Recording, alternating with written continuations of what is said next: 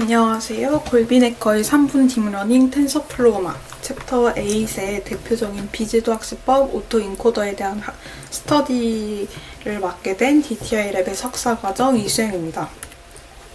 이번 시간에는 우리가 오토 인코더에 대해서 학습하기 이전에 앞선 계속 모델을 트레인 시키면서 컴파일 시킬 때 우리가 설정했던 옵티마이저와 로스에 대해서 간략하게 어떤 의미를 가지고 있는지, 어떤 것을 선택하면 좋은지에 대해서 1장에서 간단하게 짚고 넘어가고 그 이후부터 오토 인코더의 개념과 구현, 그리고 응용까지를 이번 시간에 다뤄보도록 하겠습니다.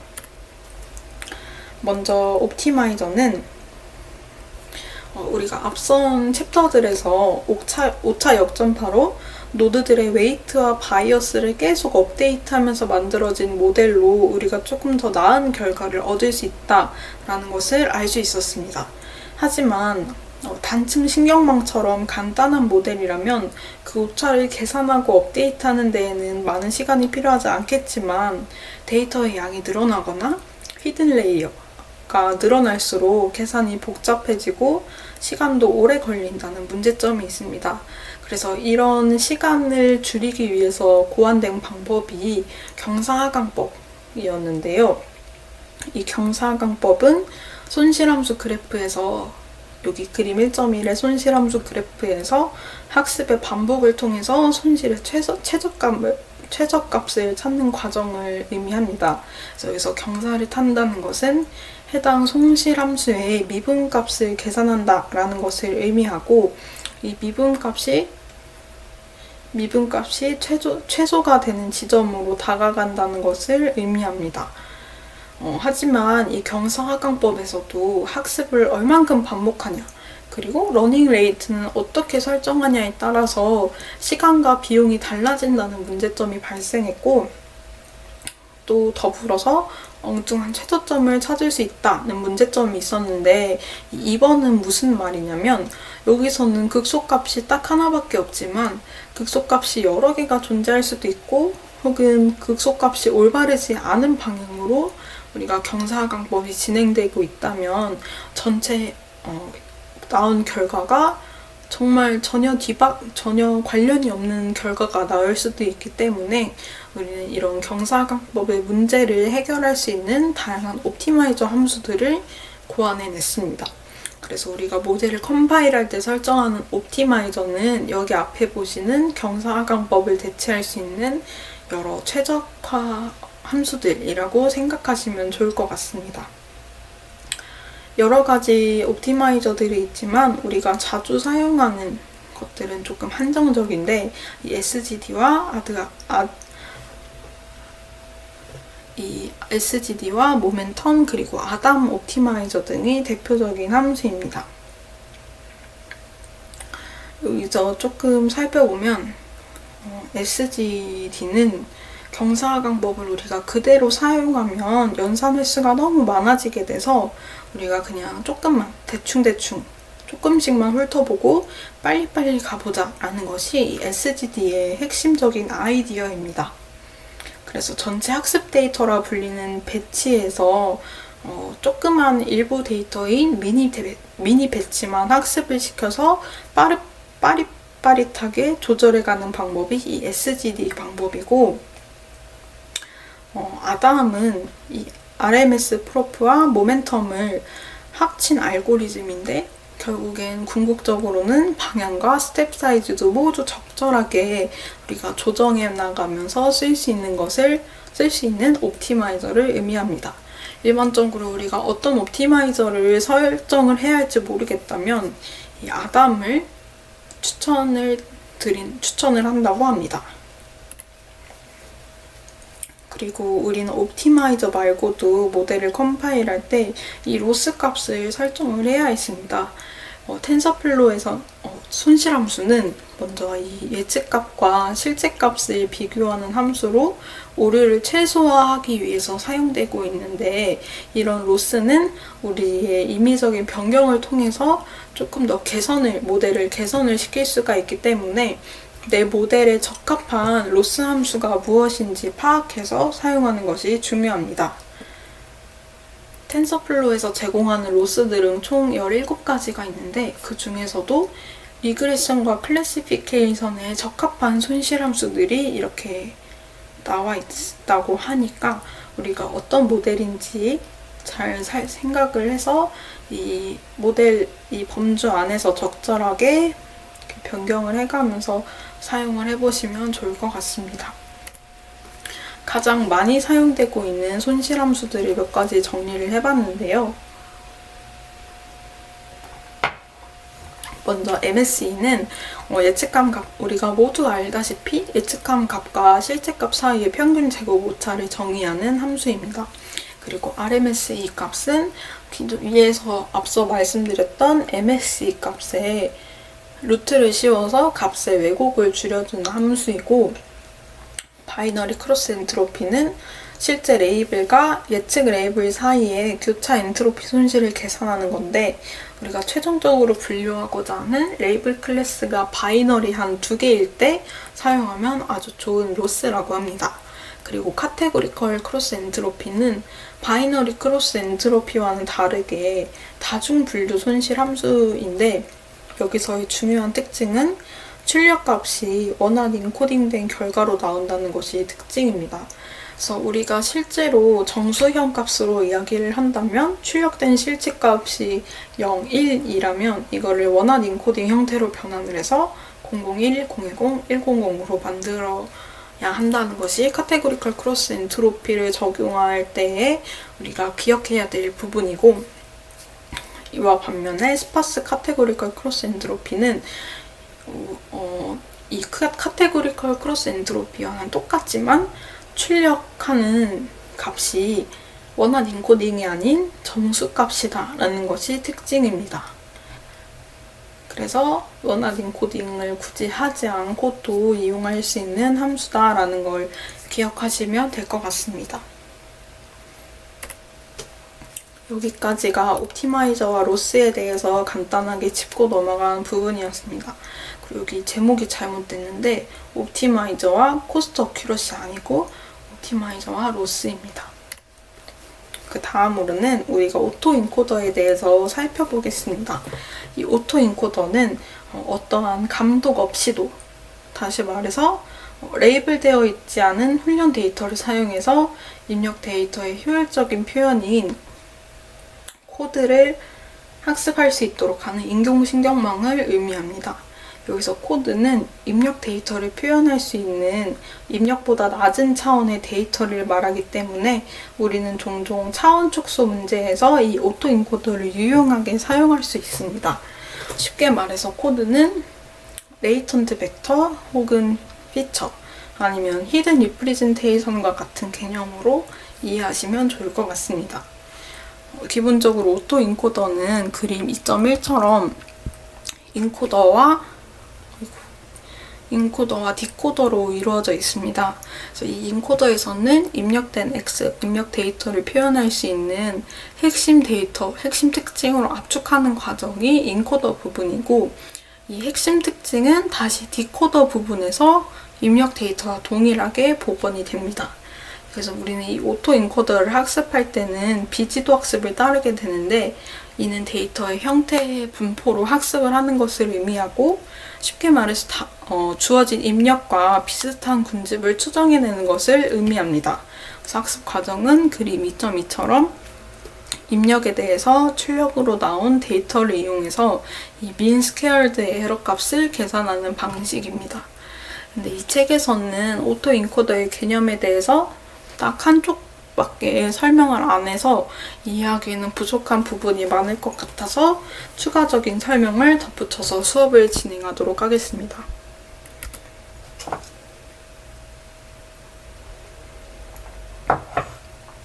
이 오토 인코더의 신경망 구조는 가장 큰 특징이 이 인풋과 아웃풋의 차원이 동일하다는 것이 특징이라서 좌우를 대칭으로 구축된 구조입니다. 그래서 이 인코더 부분은 인지 네트워크라고 불리고, 입력을 내부 표현으로 변환하는 이 코드, 우리가 앞으로는 이 오토 인코더에서는 추출된 핵심 피처를 코드라고 부를 텐데, 이 인코더는 코드를 도출해내는 과정까지가 인코더이고, 디코더는 코드를 가지고 출력을 형성하는 것이 디코더입니다. 그래서 오토 인코더의 학습 과정은 크게 4가지로 우리가 이해를 할 수 있는데, 그냥 우리가 앞서 배웠었던 입력층과 출력층의 뉴런 수가 동일하다는 것만 빼면 일반적인 멀티레이어 퍼셉트론과 굉장히 동일한 구조입니다. 학습 과정도 그 멀티레이어 퍼셉트론과 매우 동일하고, 입력 데이터 X가 들어오면 웨이트, 가중치와 바이어스 값을 더해서 시그모이드 활성화 함수를 써서 이 H 값을 계산하는 것이 일반 과정. 그리고 도출된 H값에다가 또 웨이트와 바이어스를 더해서 시그모이드 함수를 쓰는 게 X-를 도출하는 디코더 과정. 그리고 이 X-와 H를 입력된 X와 X- 값을 로스 펑션을 통해서 계산하는 과정이 3번째. 그리고 결국에는 이런 로스 펑션을 최소화하는 웨이트를 찾아서 학습시키는 과정이 4번째 과정입니다. 그리고 오토 인코더는 이렇게 우리가 예시 그림에서는 입력층과 출력층이 동일한 대칭 구조다라는 것만 이야기를 했었는데, 입력층과 출력층이 동일한 구조임에도 여기 안에 내부 구조가 어떻게 이루어져 있는가에 따라서 굉장히 종류가 다양하게 존재를 합니다. 그래서 히든 레이어를 입력층 뉴런수보다 작게 해서 차원을 축소시키거나, 또는 입력한 데이터에 노이즈를 추가해서 원본 데이터를 복원할 수 있도록 네트워크를 학습시키는 방법 등이 있는데, 먼저 스택 인코더, 오토 인코더는 앞서 배웠던 우리 싱글 오토 인코더는 이런 단층 인코더와 단층 디코더로 구성이 되어 있었지만, 이 스택 오토 인코더는 심층 신경망에 걸맞게 이 오토 인코더에서도 인코더와 디코더 부분에 여러 층을 쌓은 부분을 스택 오토 인코더라고 합니다. 그리고 스파스 오토 인코더는 말 그대로 듬성듬성한 오토 인코더로 히든 유닛수가 인풋 데이터의 차원수보다 훨씬 더 많은 구조를 의미합니다. 그리고 디노이징 오토 인코더는 데이터에 어떤 노이즈가 추가되었을 때 이 노이즈를 제거해서 원래의 데이터를 익스트랙션하는 모델입니다. 예를 들어서 우리가 비전 연구에서는 인풋 데이터에 고의적으로 노이즈를 추가해서 추가된 노이즈를 토대로 학습된 데이터에서 나오는 결과값이 내가 노이즈를 삽입하기 전에 퓨어 인풋인지 확인하는 경우가 있는데, 이런 비전 학습에서 이 디노이징 오토 인코더가 유용하게 사용된다고 합니다.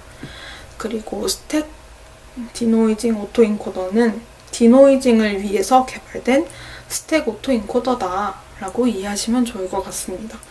사실 이 오토 인코더의 종류마다 코드를 구현하는 것이 굉장히 다양하고 많은데, 그거는 각자 알아서 스터디를 해보시면 좋을 것 같고, 저는 이 싱글 오토 인코더만 구현을 하는 것을 이번 시간에 진행하고자 합니다. 이 오토 인코더가 그러면 왜 자주 쓰이냐라고 물어본다면 딱 3가지로 정의를 할 수 있습니다. 먼저 데이터의 압축이라는 측면에서 장점이 있는데, 메모리 측면에서의 장점으로 이 오토 인코더를 통해서 중요한 피처만을 가지고 압축을 할 수가 있습니다. 그래서 히든 노드의 수가 인풋이랑 아웃풋 노드보다 작은 것이 특징이었는데, 이것을 우리는 압축을 한다라고 의미를 합니다. 예를 들어서 사람 얼굴 인식 문제에서 이 압축을 한다면 눈, 코, 입, 귀를 전부 피처를 인식하는 것이 일반적이라면, 이 압축을 통해서 귀에 대한 피처가 인식해서 필요 없는 상황이다 라고 인식을 해서 오토 인코더로 이 귀에 대한 피처를 학습시키지 않는 데에 사용하는 것으로 우리가 데이터를 압축해서 중요한 피처만을 가지고 훈련시킬 수 있다라고 이해를 하시면 좋을 것 같습니다. 그리고 두 번째는 차원의 저주라고 불리는 문제를 예방할 수 있는데, 이 데이터 압축을 통해서 중요 피처만을 가진 것만 사용을 하기 때문에 데이터의 차원이 감소해서 차원의 저주를 피할 수 있게 됩니다. 그리고 세 번째로는 사실 데이터 압축에서도 이어지는 맥락이지만 자동으로 중요한 피처만 찾아준다. 그래서 숫자 인식 문제, 우리가 뒤에서 실습을 할 때 숫자 인식을 통해서 실습을 할 건데, 숫자가 생겨먹은 모양, 어떻게 얘가 6인지 5인지 외형적인 모양을 학습을 해서 중요한 피처를 토대로 데이터를 생성하는 것을, 아이폰의 배터리 잔량은 85% 생성하는 것을 우리가 알 수 있습니다. 그렇다면 우리가 본격적으로 오토 인코더를 구현을 해볼 텐데, 먼저 텐서플로우 1.15 버전, 우리 책에 있는 예제로 먼저 구현을 해보도록 하겠습니다. 모델을 작성하기 전에 우리가 항상 해오는 라이브러리 임포트와 데이터를 호출하고 옵션을 설정하는 과정이 있는데, 먼저 이 mlist 데이터는 0부터 9까지의 숫자 데이터가 들어있는 흑백 이미지 파일입니다.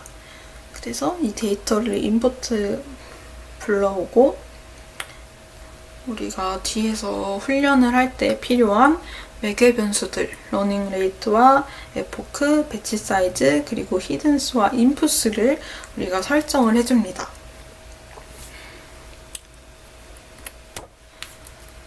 그리고 두 번째로는 모델을 구성하는데, 여기 보시면 우리는 예전에 문제들에서는 x값과 y값을 통해서 입력층 그리고 출력층을 각각 플레이스 홀더로 변수를 설정해주고 데이터를 입력을 해줬는데, 여기서는 중요한 특징이 x만을 이용한다라는 것이 있어요. 여기서 퀴즈, 왜 x만을 이용할까요? 맞습니다. 정답은 비지도 학습이기 때문에 우리는 y 출력 데이터 없이 x값만을 설정을 해서 입력층과 출력층을 똑같이 설정을 해서 오토 인코더를 학습을 시킬 겁니다. 그래서 이 인코더와 디코더를 어떻게 구성하냐라고 한다면, 우리가 앞서 배웠었던 것처럼 웨이트 바이어스 값을 통해서 이렇게 학습을 시켰던 것을 기억을 해서, 입력 변수가 들어오면 웨이트 값은 n 히든 개의 뉴런을 가진 입력층을 생성을 해서 웨이트 값과 바이어스 값을 설정을 해서 이 시그모이드 함수를 적용해서 인코더 부분, 코드를 학습시키는 과정까지가 인코더 부분이고, 이 디코더 부분은 우리가 앞서 계산했던 인코더, 코드 H를 가지고 또다시 시그모이드와 웨이트와 바이어스 값을 더해서 시그모이드 함수를 적용시키는 과정이 디코더 부분입니다. 그래서 이 모델을 학습시키는 과정인데요. 이거는 코스트, 비용 함수, 손실 함수 값은 실제 우리가 x값, 실제값과 우리가 얼마나 x값과 똑같이 결과를 생성했느냐를 알 수 있게 디코더의 결과값을 빼서 우리가 손실 함수를 정의를 했습니다. 그리고 최적화는 RMS 프로프 옵티마이저를 이용을 했고, 학습을 진행을 해보면 앞에 부분은 잘라냈지만 점점 코스트 값이 줄어드는 것을 확인하실 수 있습니다. 여기서 에포크는 우리가 총 20번을 돌렸네요. 돌려서 최종 코스트 값은 0.0279가 나온 것을 확인할 수 있습니다. 그래서 결과를 우리가 이미지 데이터를 불러와서 확인을 해보면 이게 진짜 실제 인풋 데이터였는데 조금씩 이런 점점점점 노이즈들이 있기는 하지만 실제 우리가 입력된 데이터들의 모양과 그 두께 등을 잘 학습을 해서 아웃풋을 인풋과 최대한 유사하게 학습시켜서 결과를 냈다는 것을 우리가 결과를 통해서 확인할 수 있습니다. 그렇다면 이제 텐서플로어 버전 2로 우리가 실습을 다시 해본다면 항상 하는 것처럼 텐서플로우를 지웠다가 다시 깔고 1.15 버전은 다시 깔아야 되지만 2.0 버전은 콜앱에서 다시 깔지 않아도 됩니다. 그래서 똑같이 라이브러리를 깔고 데이터를 설정을 해주는데 여기서는 우리가 y 값이 필요 없다고 했으니까 x트레인과 x테스트만 앱리스트 데이터에서 설정을 해주면 됩니다.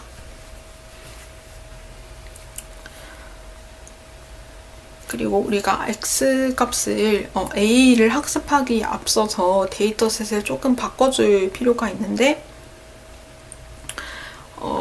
여기서 정규화를 진행을 해주고 255로 나누어서 우리가 쉐이프를 똑같은 형태로 맞춰줍니다.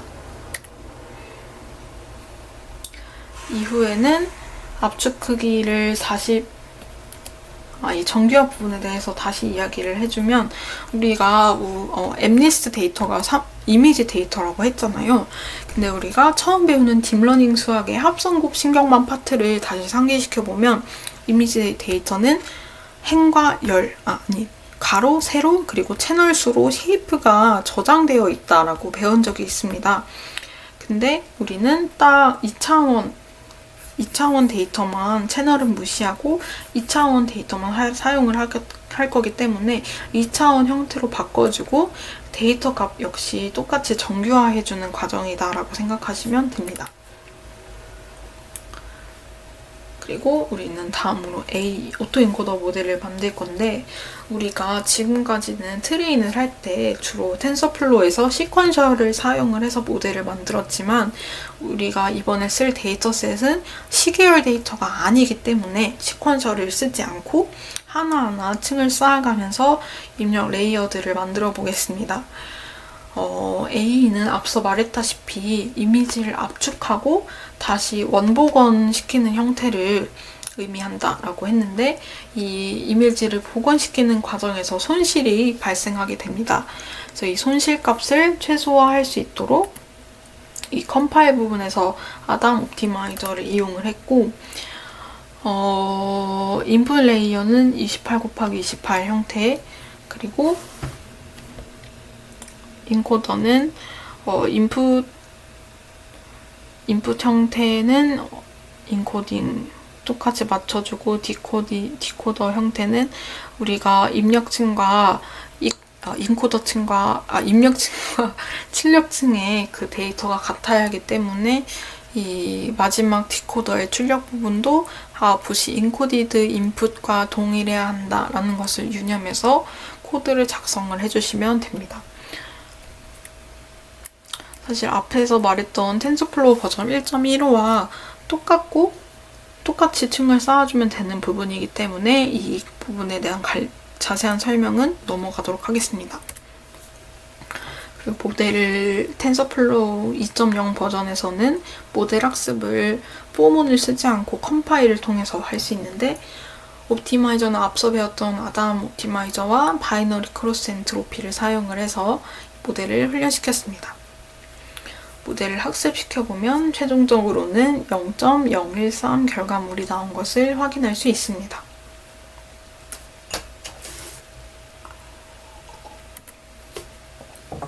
그리고 이제는 우리가 오토 인코더를 그냥 멀쩡히 쓰는 것만이 아니라 진짜 응용을 해서 사용을 하는 과정을 우리가 배워볼 텐데요.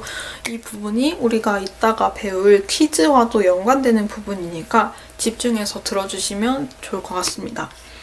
구글 콜앱 마운트를 해주시고 이 오토 인코더를 다시 설명을 하자면 입력과 출력이 동일해야 된다. 그래서 우리는 잠재 변수, 코드라고 불리는 이 잠재 변수를 기준으로 인코더와 디코더로 나누는데 우리는 그래서 이 대칭 구조로 쌓아가는 과정을 우리가 코드로 구현하는 것이 오토 인코더 코딩의 핵심입니다. 다시 보면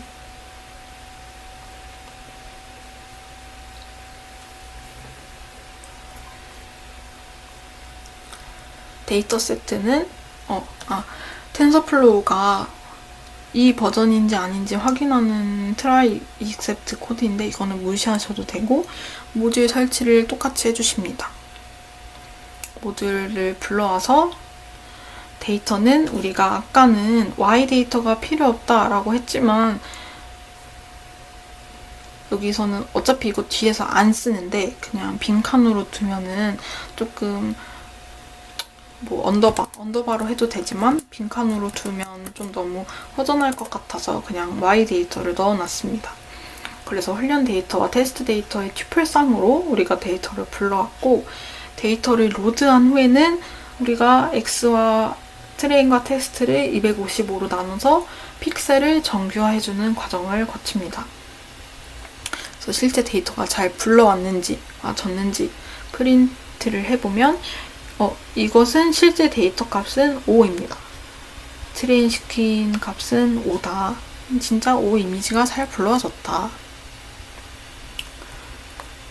그리고 두 번째로는 댄스 오토 인코더 모델을 정의하는 건데 댄스라는 부분이 우리가 계속 밀집하게 핵심 피처를 추출하기 위해서 층을 쌓아가는 과정이기 때문에 이 댄스라는 부분에 크게 의미를 부여하지 마시고 그냥 오토 인코더를 구현한다. 대신 인코더와 디코더에도 심층 신경망에 걸맞게 계속 층을 쌓아본다 라고 생각하시면 됩니다.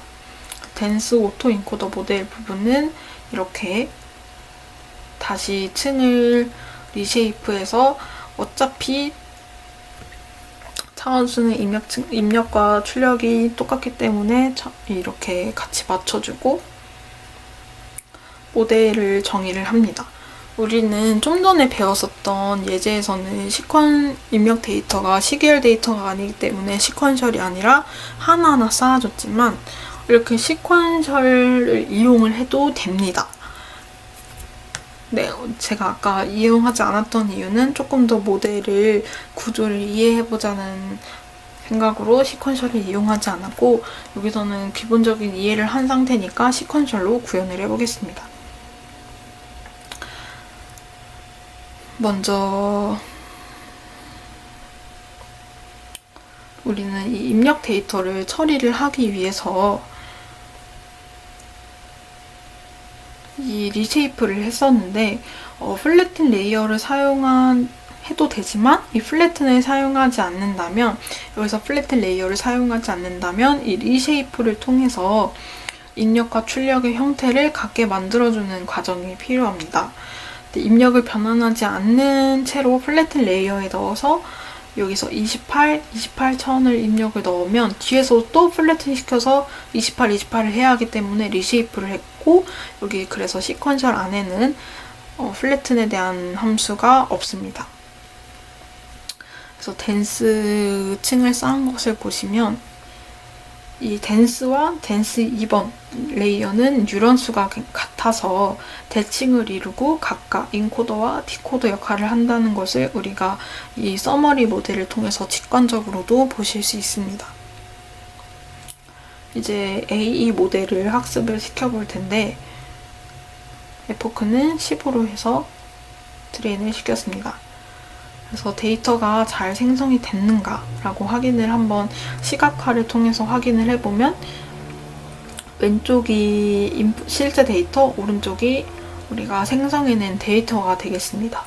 그래서 실제 모양 숫자 데이터를 그대로 잘 따라서 학습을 시켰다라는 것을 알 수가 있고 최종적으로 나오는 모델 평가 부분에 대한 함수는 0.006637이 나온 것을 확인할 수 있습니다.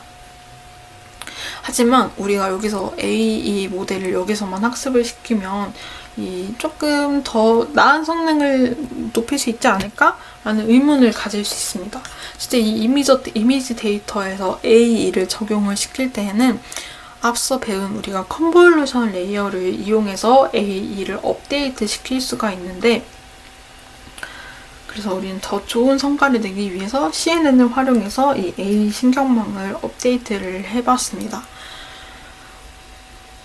모델 정의는 앞에 보시는 것과 같은데 리쉐이프 부분은 앞서 이야기한 것과 같고 대신 이 시퀀셜 층을 쌓아주는 과정에서 이 앞서 재훈 오빠가 설명을 했겠지만 컨볼루션 2D 그 레이어를 층을 쌓아서 플래튼 시키고 리쉐이프하고 다시 이 2D를 쌓는 과정을 거쳤습니다.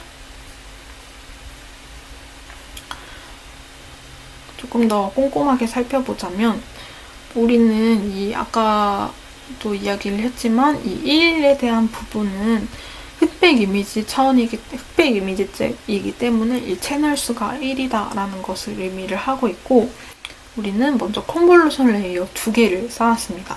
근데 풀링 레이어를 사실 넣어야 되는데 풀링 레이어가 빠져 있지만 우리는 풀링 레이어를 대신하기 위해서 이 커널 사이즈와 스트라이드 값을 각각 2, 2,2로 설정을 해서 풀링 레이어를 쓰는 것과 같은 효과를 줄 수가 있습니다. 그래서 컨볼루션 레이어를 통과할 때마다 우리 이 이미지 크기가 절반씩 50%씩 감소를 해서 이 최종적으로 두 번째 레이어를 통과를 하면 이미지 크기가 7,7이 되는 것을 확인할 수 있습니다. 그리고 우리는 3차원 데이터를 1차원으로 바꿔주기 위해서 플래튼을 사용을 했고, 잠재 변수를 만들기 위해서 우리가 덴스 오토 인코더와 동일한 크기로 64개의 뉴런을 가지고 있는 덴스 레이어를 우리가 쌓아줬습니다. 그리고 잠재 변수를 여기까지 만들었다면 우린 다음으로는 디코더를 만들 건데, 디코더는 인코더와 대칭이 될 수 있게 또다시 쌓아 올려주는 과정을 거칩니다. 잠재 변수 레이어와 연결된 레이어는 이 7 곱하기 7 이미지를 만들기 위해서 다시 64개의 채널을 가지고 있는 2D 레이어를 또다시 가지고 있고, 그 다음에 레이어와 뉴런 수를 동일하게 만들려고 덴스 레이어에 그 뉴런 수를 7 곱하기 7 곱하기 64로 넣습니다. 그 이후에는 1차원 데이터를 또다시 3차원으로 바꿔주기 위해서 64개의 채널만큼 리쉐이프 레이어를 사용을 해주고 마지막으로는 이 컨볼루션 2D 트랜스포즈 레이어를 통해서 2D 레이어가 하는 반대되는 계산으로 우리가 수행을 해줍니다. 한마디로 이 컨볼루션 2D 트랜스포즈를 사용하는 이유는 대칭 구조를 만들기 위해서 이 레이어를 똑같이 앞에 2번 써준 것처럼 2번 트랜스포즈해서 쌓아줬다라고 이해를 해주시면 됩니다. 그러면 최종적으로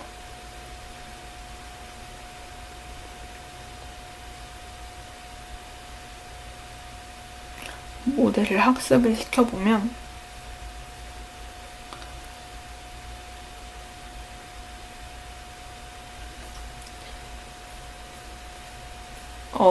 조금 사실 이 학습 결과를 보면 0.015가 나왔는데 조금 우리가 아쉬움이 남을 수가 있습니다. 왜냐면 물론 잘 구현해주긴 했지만 이런 부분이나 여기 이런 부분들, 이런 길이 값이 조금씩 다르기 때문에 다른 경우가 발생할 수 있습니다. 그럼 우리가 여기서 조금 더 컨볼루션 레이어 모델을 쌓았지만 여기서 조금 더 좋은 모델로 개선을 시키기 위해서는 이 액티베이션 펑션을 바꿔줄 필요가 있습니다. 우리가 PPT에서 수업을 할 때 배웠던 것처럼 액티베이션 펑션 수업에서는 배우지 않았지만 이 활성화 함수에서도 굉장히 많은 옵션들이 있는데 옵션들을 변경하면서 이 모델을 학습시켜보는 것이 필요합니다. 그래서 이 코드는 다 동일한데 이 활성화 함수 부분만 L로 바꿔서 수행을 해봤습니다. 그랬더니 그 이전에는 최종 손실값이 0.015가 나왔는데 여기서는 0.007이 나온 것을 확인할 수 있습니다. 정말 이 활성화 함수를 바꾸면 모델이 좋아지는구나 라는 것을 확인할 수 있었습니다. 이 코드는 구글 콜앱 거기에 공유 폴더에 올려두었으니까 참고하시면 됩니다. 그래서 우리는 이번 시간에 다시 요약을 하면 TF1 텐서플로우 버전 1로 오토 인코더를 시퀀셜한 모델이 아닌 하나하나 직접 쌓아가는 인코더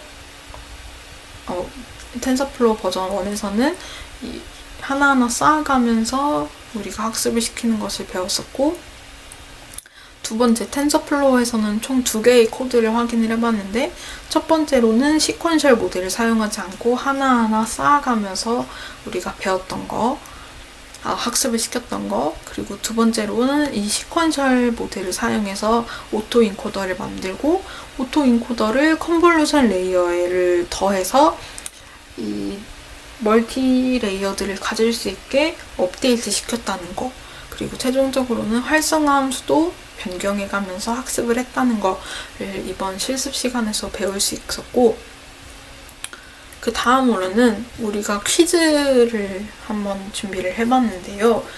우리가 배웠었던 것처럼 텐서플로우 버전 2를 이용해서 기본적인 오토 인코더 모델을 구현하는 것이 이번 시간의 퀴즈입니다. 데이터 로드는 똑같이 라이브러리 임포트 똑같이 앞서 실습에서 했던 것처럼 똑같이 임포트 하시고, X트레인과 Y트레인, 데이터 로드는 우리가 어차피 Y 안 쓸 거지만 X트레인, Y트레인, X테스트, Y테스트 다 로드를 하시고, 앞에 보이는 것처럼 레이어들을 각각 하나하나 쌓아서 A 오토 인코더를 구현을 해주시는 게 첫 번째 문제입니다. 그래서 여기 정답을 조금 일부 써놨는데, 인풋 쉐입은 28, 28, 그리고 첫 번째 레이어, 이거 모델이라고 변수를 입력을 해도 되긴 하지만 쉽게 X로 입력을 해서 X 값은 플래튼 레이어, 우리는 리쉐입을 하지 않을 거기 때문에 플래튼을 하나하나 직접 해줬습니다. 플래튼을 해서 우리 인풋 쉐입으로 넣어줬던 값을 그대로 넣고, 두 번째 댄스에서는 레이어에 댄스를 스펠링이 틀렸다. 댄스를 적용을 해서 우리가 128개의 아웃풋인데, 여기서는 우리가 앞서 받았던 아웃풋 값이었던 이 X 값을 그대로 넣어서 댄스를 쌓아주고 누적해서 최종 아웃풋을 도출을 하는 것이 이번 오토 인코더 실습 문제입니다. 친절하게 모델 컴파일은 어떤 것을 쓰면 되고, 에포크는 얼마이고, 모델 저장은 어떻게 하고, 이 데이터를 어떻게 확인해 볼 수 있을까에 대한 코드도 여기 넣어놨으니까 문제 1번을 지금 푸시면 됩니다. 제한 시간은 30분입니다.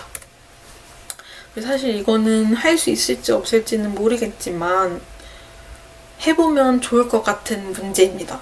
이거는 앞서 풀었던 문제 1번에 레이어들을 추가해서 컨볼루셔널 오토 인코더를 구현하는 방식입니다. 그래서 방법은 똑같고, 이 레이어들만 조금 더 수정을 해서 컨볼루션 2D 레이어, 트랜스포즈 레이어 이런 것들을 추가해서 컨볼루셔널 오토 인코더를 구현하는 것이 두 번째 문제인데, 이거는 하다가 어려우면 각자 해결해 보시는 것으로 하겠습니다. 이것으로 챕터 8 오토 인코더 수업을 마치도록 하겠습니다. 감사합니다.